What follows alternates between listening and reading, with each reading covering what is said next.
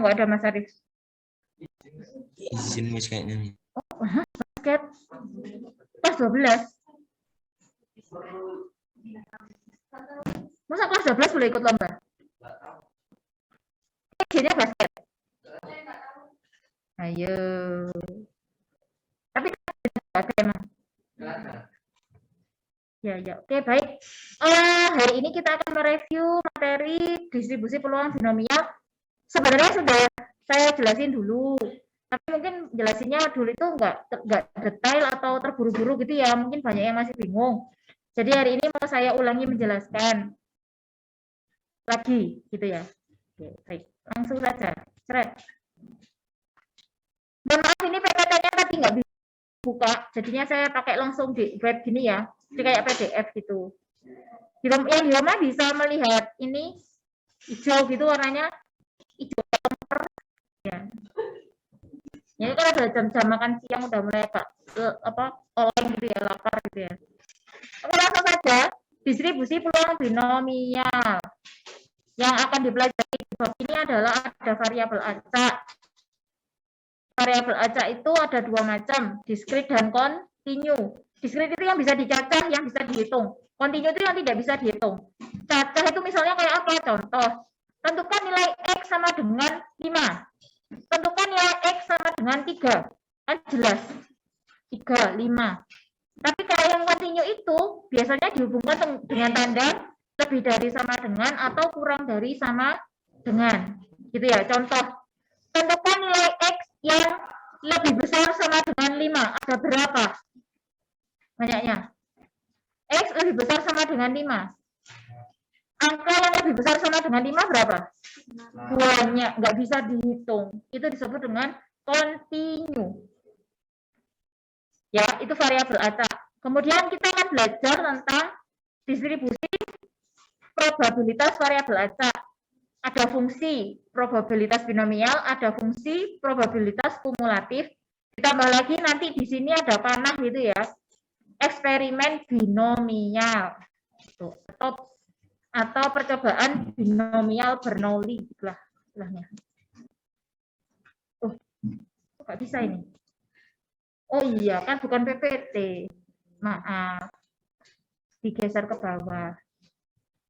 Hal-hal yang akan kalian pahami ketika kalian sudah selesai belajar ini adalah yang pertama, konsep variabel acak. Ada diskrit, ada kontinu, jenis variabel acak. Terus dapat menentukan distribusi peluang dari suatu variabel acak yang diberikan.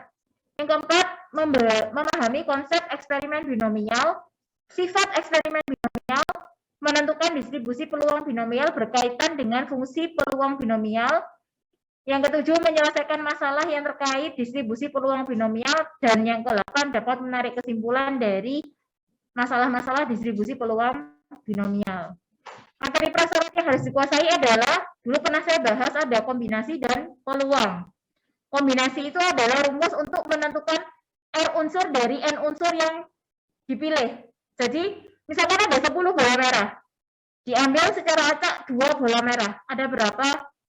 Banyak caranya. Acak kan itu berarti nggak ada urutan. Berarti kita bisa pakai kombinasi. Rumusnya NCR sama dengan N faktorial per N faktorial dikali N min R faktorial. Nggak usah dihafal. Itu kayaknya udah otomatis hafal nggak sih? Gampang soalnya. Contohnya adalah dipilih 7 orang siswa, ada 7 orang siswa, dipilih 3 orang. Sebagai perwakilan mengikuti lomba catur. Berarti caranya adalah ya tinggal 7C3. 7C3, berarti ngambil 3 dari 7. 7C3. Jadi sama dengan 7 faktorial per 4 faktorial kali 3 faktorial. Loh, Miss, 4 faktorial ini dapat dari mana? 7 kurangi 3, 4. Faktorial itu sama aja dengan perkalian bilangan asli pertama. Ya, 7 faktorial berarti ya 7 kali 6 kali 5 kali 4 kali 3 dan seterusnya gitu ya. Kenapa Miss ini kok cuma 4 faktorial nggak dilanjutin? Karena yang bawah ada 4 faktorial. Itu bisa dicuruk. Hemat waktu. Kalau yang nggak bisa dicuruk ya ditulis sampai lengkap. Jadi hasilnya 35. Selanjutnya, materi prasyarat yang lain adalah peluang. Peluang itu adalah NA per NS. Di mana NA itu adalah kejadian yang diinginkan di soal, NS itu adalah anggota dari ruang sampel. Misal, ada 4 bola merah, 3 bola hijau. diambil 2 secara acak. Berapa peluang terambil bola merah? Berarti NA-nya itu adalah terambil bola merah. NS-nya adalah ngambil 2 bola dari berapa? Jumlahnya di keranjang itu berapa? 7. Ngambil 2 bola dari 7 itu adalah ruang sampel NS. Ngambil 2 bola dari 4 itu kan merah. Itu adalah NA. Peluang ya tinggal NA per NS selesai. Gitu. Bisa ya? Kalau saya punya 2 dadu dilempar sekali, NS-nya berapa? 2 dadu dilempar sekali, NS-nya berapa? NS itu ruang sampelnya. 6 atau 36? 6. 2 dadu dilempar sekali. Satu dadu berapa ruang sampelnya? 6. 2 dadu. Dapat dari mana? 6 kuadrat atau 6 kali 6. Kalau 3 dadu berarti berapa? 6 pangkat 3. Sekarang kalau saya punya uang logam 2 dilempar, berarti ruang sampelnya ada berapa? Kalau 3 uang dadu, 3 uang logam 8 apa 6? Kenapa 8? 2 pangkat 3. Terus sekali bukan 2 kali 3 ya. 2 pangkat 3. Terus kalau ada orang punya anak 3, ruang sampelnya berarti berapa? 8. Kenapa kok 8? Soalnya anaknya 2, perempuan apa laki-laki. 2 pangkat 3, 8. Oh, cocok banget. Soalnya, kalian tuh nggak bisa dengar suaranya Mbak Cynthia ya? Mana anunya itu? Yang gini tuh yang bisa bunyi di situ. Oh, ini masak juga. Bisa nggak bunyi? Manakah colokan yang mengandung speaker? Di mana ya? Oh ini kayaknya udah loh kayaknya. Tapi orang kurang dicopno kayak itu. Udah ditempelin. Kok nggak bisa bunyi ya? Ini nggak sih? Iya ya, udah loh. Cepat dia ngomong lagi. Bisa terdengar nggak? Halo? Halo? Nggak bisa ya? Oh, ya apa terus temennya like denger? Bisa ada denger sih, teman-temannya nggak denger ya. Saya tak gedein. Udah apa suaranya? Gak apa-apa, nanti saya menerjemahkan ya jawaban dari teman di rumah ya. Oke, baik. Jadi kalau punya anak itu kan bisa laki-laki bisa perempuan. Kalau anaknya 3, ya berarti 2 pangkat 3. Berarti ada 8 kemungkinan. Ruang sampelnya ada 8. Lanjut ya. Maka harus mempelajari materi ini karena banyak sekali kasus-kasus atau permasalahan sehari-hari yang melibatkan ini distribusi peluang. Jadi sekarang itu lagi booming itu ini ya investasi reksadana itu kayak saham gitu loh.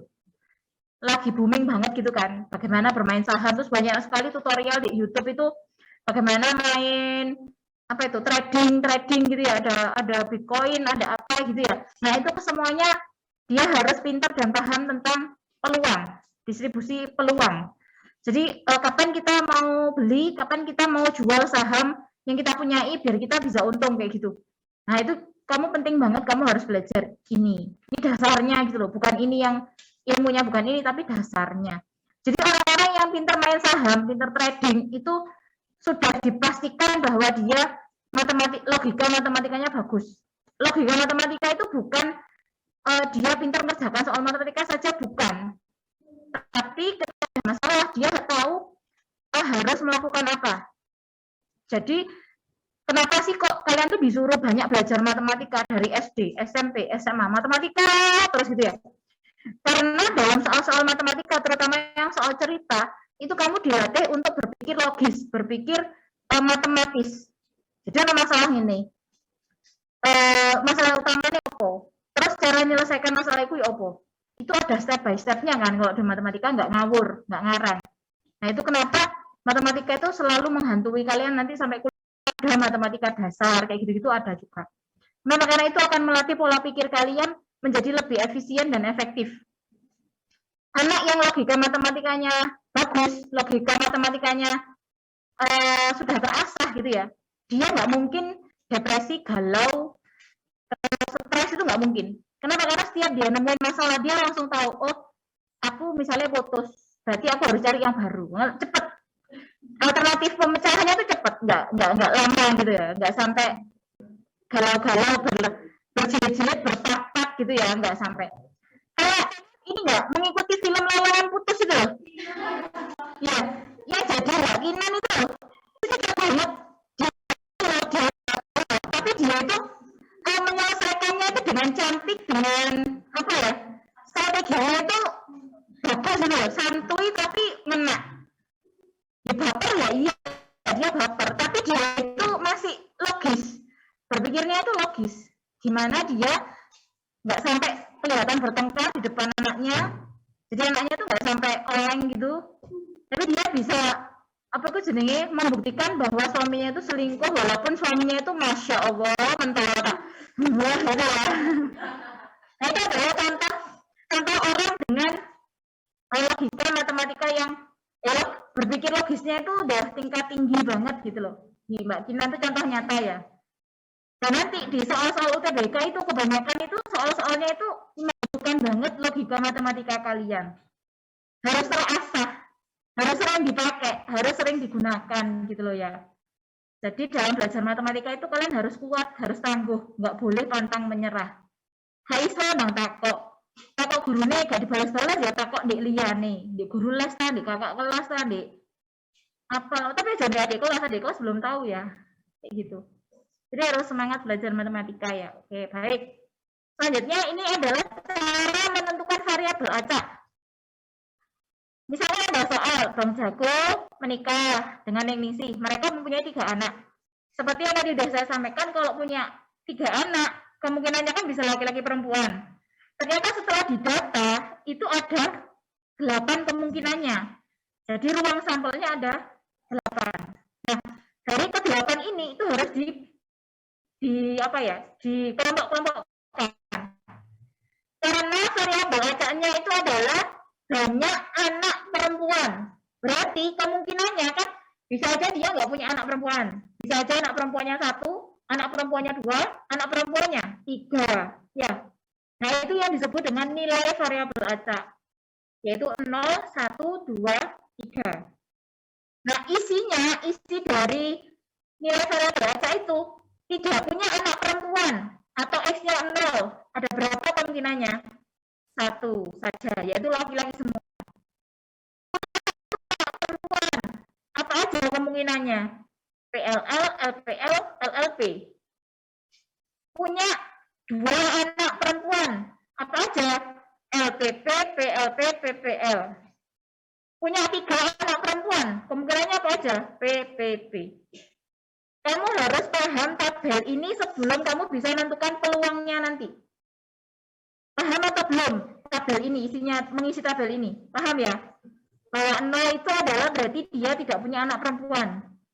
1, berarti 1 anak perempuan, 2 anak perempuan, 3 anak perempuan. Sekarang, kalau saya punya soal kayak gini, ada 6 bola merah, 4 bola kuning. Harus fokus, dengarkan baik-baik. 6 bola merah, 4 bola kuning. Akan diambil 2 bola secara acak. Ya, akan diambil 2. Karena bola acak yang didefinisikan adalah terambil bola kuning. Berarti nilai variabel acaknya berapa aja? Bisa 0. Berarti tidak ada kuningnya ya. Terus 1 kuning, terus 2 kuning. Betul sekali, cocok. Berarti udah paham ya. Nah, ini tadi yang saya bilang itu ya. 6 kuning, 5 merah, diambil 2. Terus variabel acaknya banyak bola kuning yang terambil. Berarti bisa saja tidak ada kuning, 1 kuning, 2 kuning. Nah, mengisi yang sebelah kiri itu ya tinggal di sini aja, kamu data aja. Gitu. Lanjut. Ini tadi udah. ini baru peluang. Kalau tadi baru distribusi variabel acaknya. Sekarang distribusi peluangnya. Gimana cara nyarinya ya? Kita tentukan dulu NS-nya. Karena anak, terus habis itu ada 3, berarti ya tinggal 2 pangkat 3 sama dengan 8. Terus kalau 0, X-nya sama dengan 0, berarti peluangnya berapa? Ini isinya berapa? 1. Ruang sampainya berapa? Berarti peluangnya 1/8. Paham enggak? Mas, saya kira X sama dengan 1. Berarti peluangnya berapa?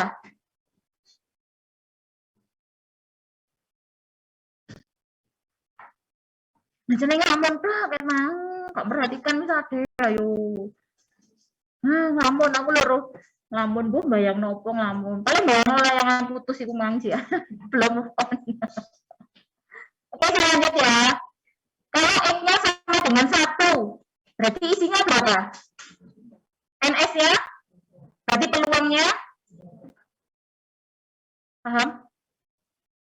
Kalau X-nya sama dengan 2, ininya berapa? 3. NS-nya 8. Berarti peluangnya 3/8. Ayo Mas, kamu. X-nya sama dengan 3. Berarti peluangnya berapa? Hah? 1/8. Kenapa kok 1/8? Kenapa kok 1/8? Apanya yang 3?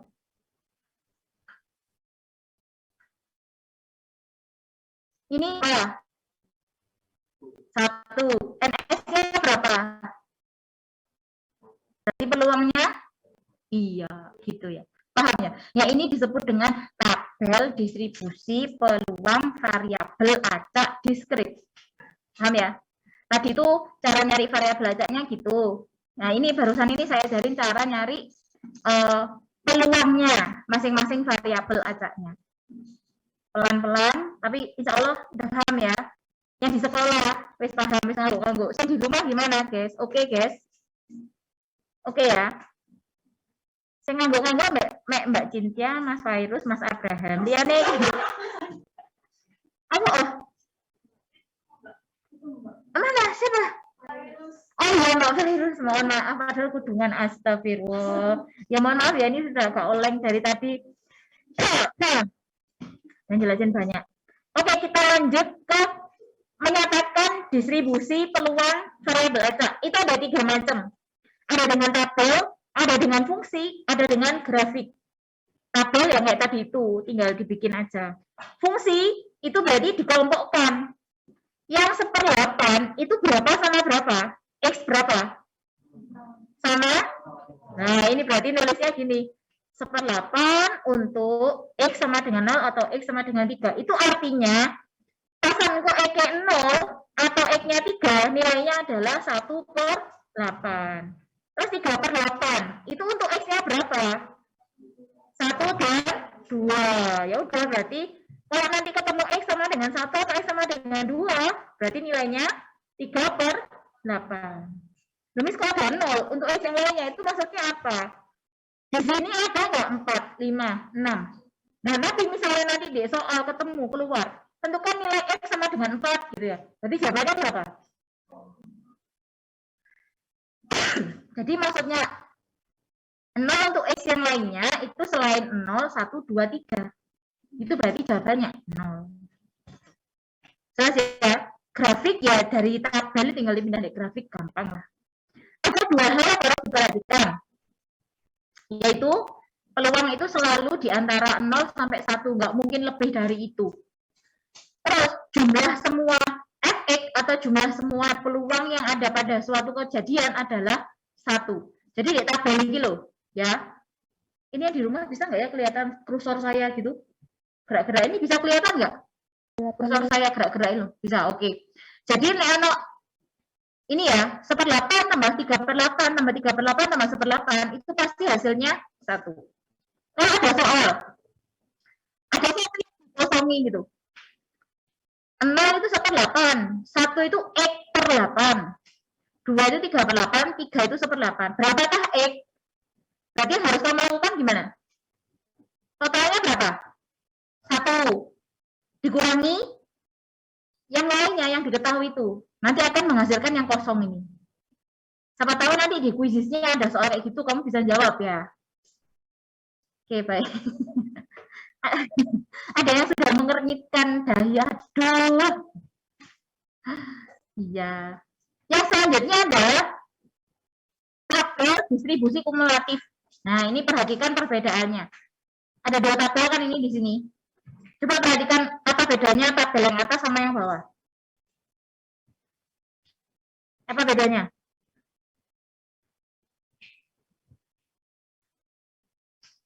Kurang gede ya, Rek, yang di sekolah. Apa bedanya?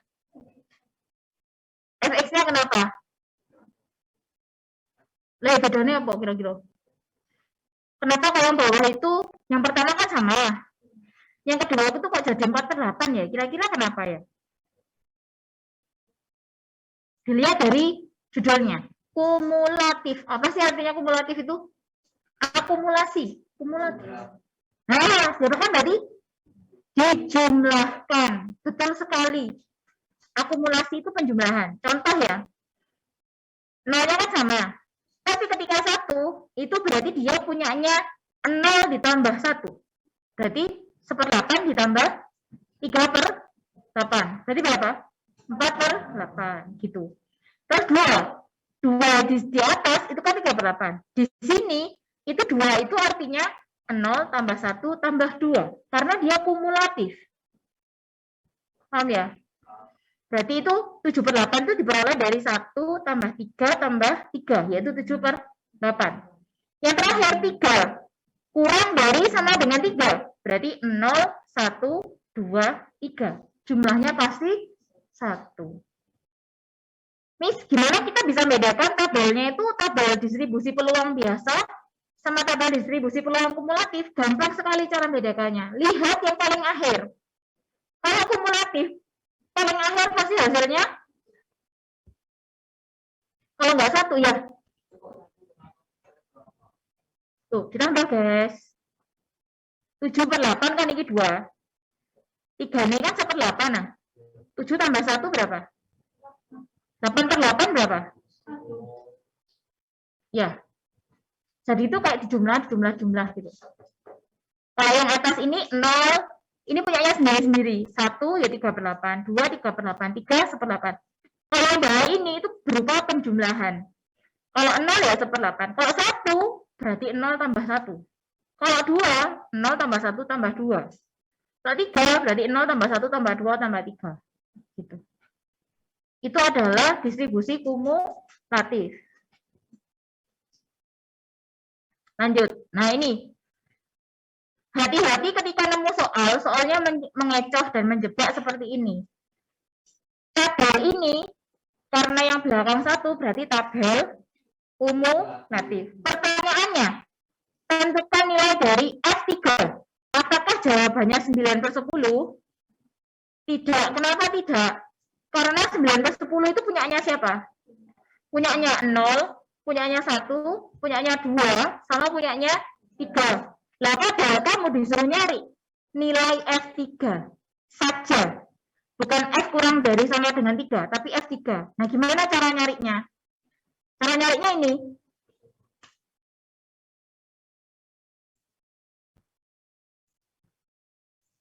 Jadi, ini kan 3. 3 itu F X kurang dari sama dengan 3, itu kan berasal dari F0, F1, F2, F3 ya. Tapi F X kurang dari sama dengan 2, itu isinya F0, F1, F2. Nah, kita disuruh nyari ini. Gimana caranya? Biar ketemu ini. Diapakan? Kurang. Berarti Fx kurang dari 3 dikurangi Fx kurang dari 2. Maka akan menghasilkan F3. Kan ini curug. Nah, ini kayak ini. Jadi cara nyari F3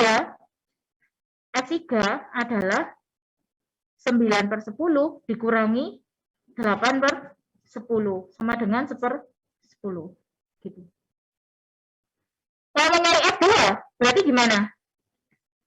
F2 berarti 8/10 dikurangi 3/10 sama dengan 5/10. Mana bisa dipahami? Jadi kalau mau nyari F3, ya F3 dikurangi F2. Kalau mau nyari F2, F2 dikurangi F1. Gitu. Ini rumusnya. Karena kalau bahasa rumus itu biasanya nggak paham, tapi kalau dengan angka gini lebih paham. Ya.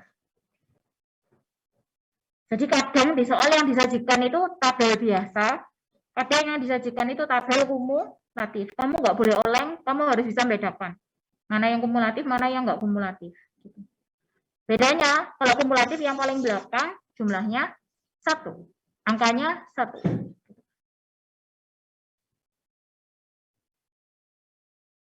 Lanjut. Oh, ini nggak bisa ikut ke atas itu ya, harus dihapus dulu. Nah, pertanyaan kedua nih. Tentukan nilai dari PX lebih besar sama dengan 3. PX lebih besar sama dengan 3 kan berarti dari 3 ke sini ya. Jadi gimana cara nyarinya? Cara pertama, kamu harus cari dulu PX3 berapa, PX4 berapa.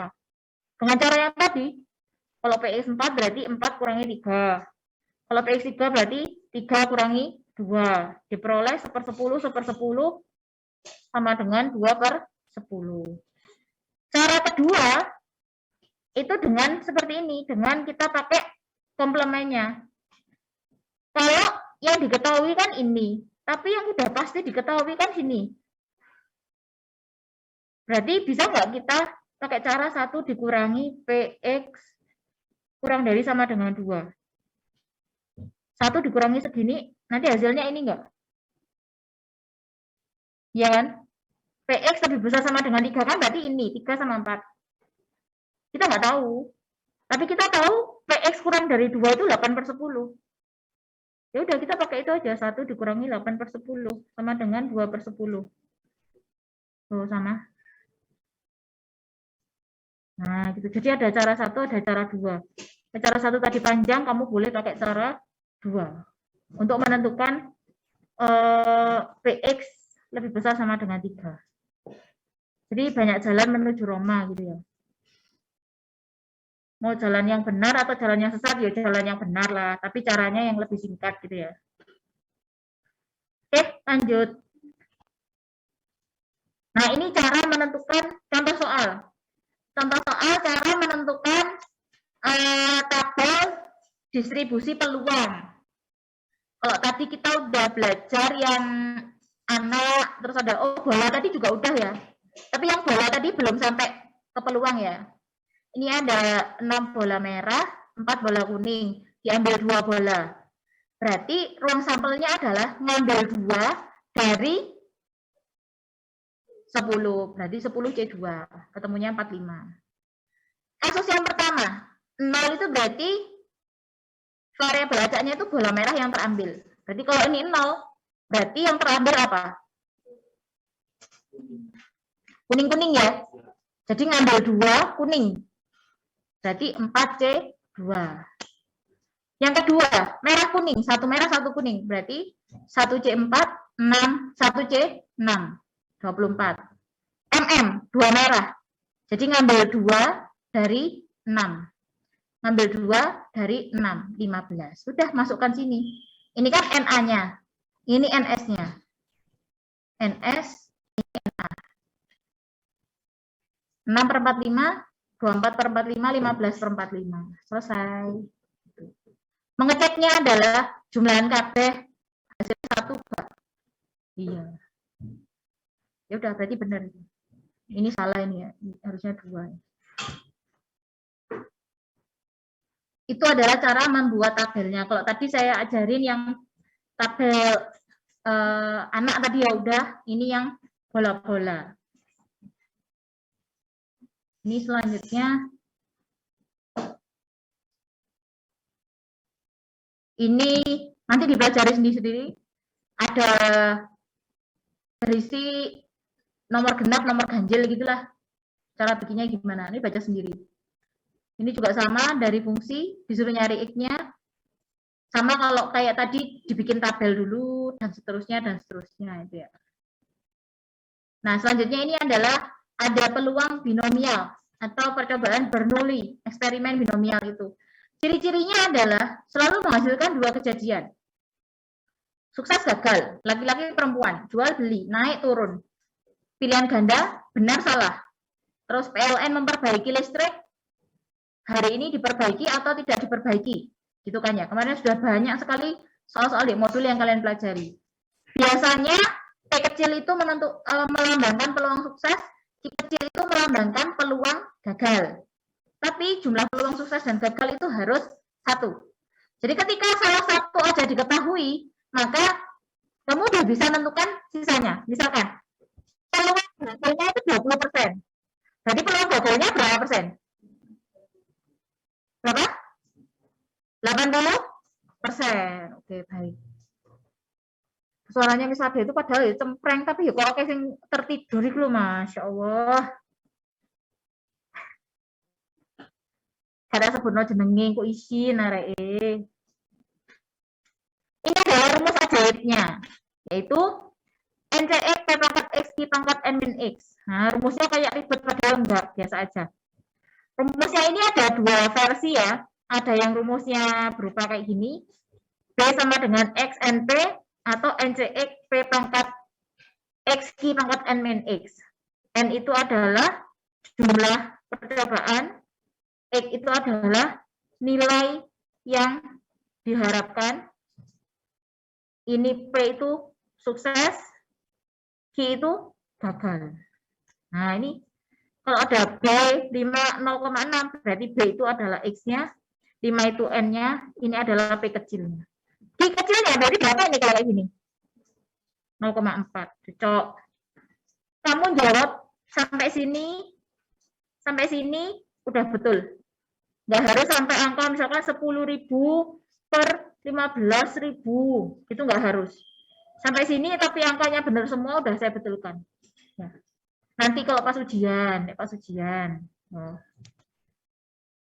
Terus ini adalah contoh soalnya. Kita bahas contoh soalnya. Dari catatan pejabat bank memberikan pinjaman kredit dari pembeli rumah sederhana. Terdapat 10% debitur menunggak. Karena ini yang yang didefinisikan kan debitur yang menunggak. Berarti ini sebagai P-nya. Berarti P-nya. Berarti Q-nya apa? Q-nya itu adalah yang membayar tepat waktu. Dari 10 debitur berarti IKN nih. Berapa peluang terdapat 2 debitur tepat waktu? Nah, tapi ini yang didefinisikan yang menunggak. Berarti kita cari yang menunggak. Kalau 2 debitur tepat waktu, berarti yang menunggak ada berapa? Jumlahnya 10 orang. Yang tepat waktu 2. Berarti yang menunggak berapa orang? 8. Ya udah. Berarti N-nya 10, peluang suksesnya 10/100 kan? 10/100 kan sama aja dengan 1/10. Berarti peluang gagalnya 9/10, X-nya 8. Masukkan ke sini, selesai. Miss, kalau saya sampai sini, saya malas ngitung sampai lanjutannya, boleh-boleh. Silakan. Kebanyakan sih di sini, sampai sini, pilihan ganda kan kalian nanti. Kebanyakan sampai sini. Asal kamu paham, 1/10 iki apa, 9/10 iki apa, 8 iki apa, 2 iki apa. Nah, sama seperti yang di rumusnya ini tadi. Kecepatan nggak saya jelasinnya? Kecepatan nggak? Belum? Kecepatan apa enggak? Yang di rumah? Enggak. Ini geleng-geleng loh ya. Berarti enggak loh ya. Kok stop? Share. Mau salah pencet, guys. Kita lihat kondisi teman-teman yang di rumah ya. Oke, baik. Ada yang lapor.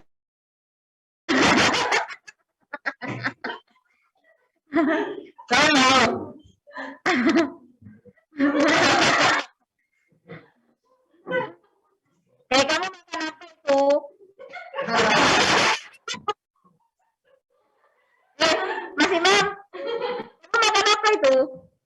Lidi, Miss. Lydia, astagfirullah. Bisa-bisanya sendiri sekolah gak dibagi. Hah? Nggak bisa kalau dibagi. Oh, gak bisa kalau dibagi. Oh, alah, yo, biar gak ngantuk gitu ya, sambil nyemil gitu ya. Wes.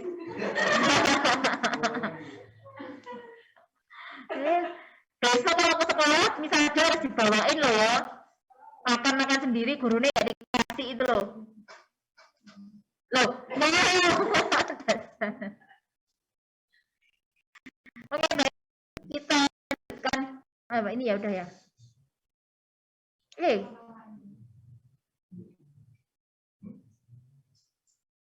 Ini pelembaran 8 dadu. Waduh, Jos. 8 dadu sekaligus. Bisa dibayangin nggak itu? Berapa probabilitas muncul mata dadu sebanyak 5 kali? Nah, ini. Mata dadu 5, itu kan berarti X-nya ya. Bukan X-nya sih. Kejadiannya. Kejadian. Sebanyak 3 kali itu adalah X-nya. Terus 8 dadu itu adalah N-nya. Muncul mata dadu 5 sebanyak 3 kali. Mata dadu 5. Dadu itu kan ada 1, 2, 3, 4, 5, 6. Munculnya angka 5 itu peluangnya berapa? 1/6. Nah ini 1/6. Peluang gak muncul berarti 5/6. Udah selesai. Pokoknya kamu ngerti N-nya sing ngendi, P-nya piro, Q-nya piro, E-nya piro, wes masukkan ke sini, selesai. Abrakadabra, selesai. Silakan nanti di GC-nya, ini GC yang semester 1 sih. Ya enggak sih? Oh, yang minggu lalu udah saya share ini. Kalau masih belum jelas, pengen dibaca-baca lagi, di-download lah, dibuka-buka gitu ya. Apakah download dan dibaca? Paling Mbak Cynthia tahu paling. Masya Allah. Silakan dibuka, dibaca-baca. Di sini banyak sekali contoh soal itu ya, biar lebih memahami materinya. Kali ini di GC-nya nanti akan saya berikan materi ini. Materi tentang distribusi normal. Kemarin kan kalian sudah merangkum. Nanti di PPT-nya Miss Ade saya beri materi plus contoh soal yang lumayan lengkap. Plus nanti ada kuisisnya. Kuisisnya itu dipakai PR. Diselesaikan di rumah. Tapi satu sisa hanya 1 kali attempt. Hanya bisa 1 kali masuk.